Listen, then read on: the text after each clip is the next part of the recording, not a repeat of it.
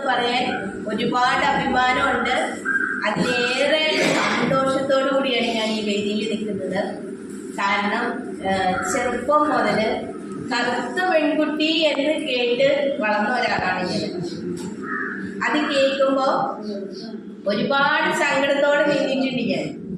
എൻ്റെ സ്കൂളിലൊക്കെ പഠിക്കുമ്പോൾ പിൻബെഞ്ചിലേക്ക് തള്ളപ്പെട്ടിട്ടുണ്ട് ആ ഒരു നിറത്തിൻ്റെ പേര്. പക്ഷെ ഇന്നിവിടെ നിൽക്കുമ്പോൾ അതേ പേരിൽ ഞാൻ അഭിമാനം കൊണ്ട് സന്തോഷം കൊണ്ട് എൻ്റെ കണ്ണുകളയും.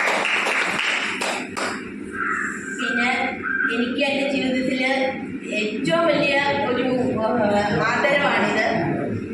2 അവാർഡ് ഇതിന് മുന്നേ കിട്ടിയിട്ടുണ്ട്.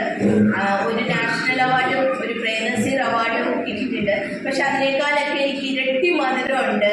കാരണം എൻ്റെ നാട്ടിൽ ഞാൻ എവിടെയാണോ എവിടെയൊക്കെയാണോ നമ്മൾ താന്നു പോയത് അവിടെ നമ്മൾ തലയുയർത്തി നിൽക്കുമ്പോഴാണ് നമുക്ക് ഏറ്റവും കൂടുതൽ അഭിമാനം. അതിന് എനിക്ക് ഈ ഒരു വേദിയിലേക്ക് ഒരു എൻട്രി തന്ന അഡ്വക്കേറ്റ് ജയദേവ് പാറക്കൽ അവർക്കും എൻ്റെ പക്ഷെ ഇന്ന് ഏറ്റവും അഭിമാനത്തോടു കൂടി ഏറ്റവും സന്തോഷത്തോടു കൂടി ഞാൻ ഈ വേദിയിൽ നിൽക്കുന്നു. അതിൽ എന്നെ മുൻപന്തിയിലേക്ക് കൊണ്ടുവന്ന ഈശ്വരനും എൻ്റെ മാതാപിതാക്കളും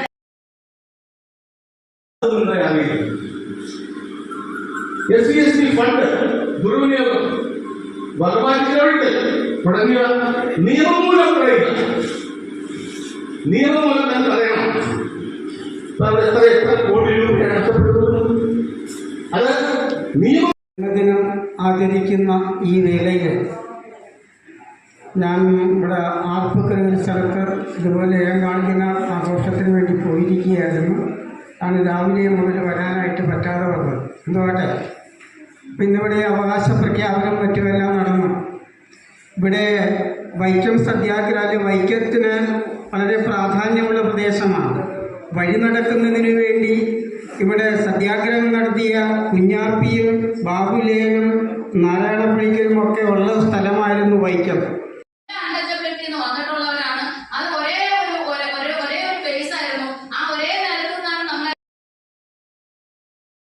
അത്രയും പറയാനുള്ളൂ. നമ്മൾ തന്നെ വേറെ സഹായിക്കുന്നില്ല. കാരണം നമ്മൾ സപ്പോർട്ട് ചെയ്യുന്നില്ല. നമ്മൾ സ്വന്തമായിട്ട് ഈ ഒറ്റയ്ക്ക് വഴിവിട്ട് നമുക്കാണ് ഞാൻ എന്ന് പറഞ്ഞ പോലെ നമ്മൾ സ്വന്തമായിട്ട് നമുക്ക് തന്നെ സാഹചര്യം ഒരാളെ സപ്പോർട്ട് ചെയ്യാൻ വലിയ കലാമേഖല എന്ന് പറയുന്നത് ഒരു കാശുകാരെ ഒരു മേഖലയാണ്. നമ്മളെ പോലെ എന്നെ പോലെ ഉള്ളതെന്ന് പറഞ്ഞാൽ ഒരു ഫിക്സായിട്ട് നമുക്ക് നിൽക്കാമെന്നുള്ള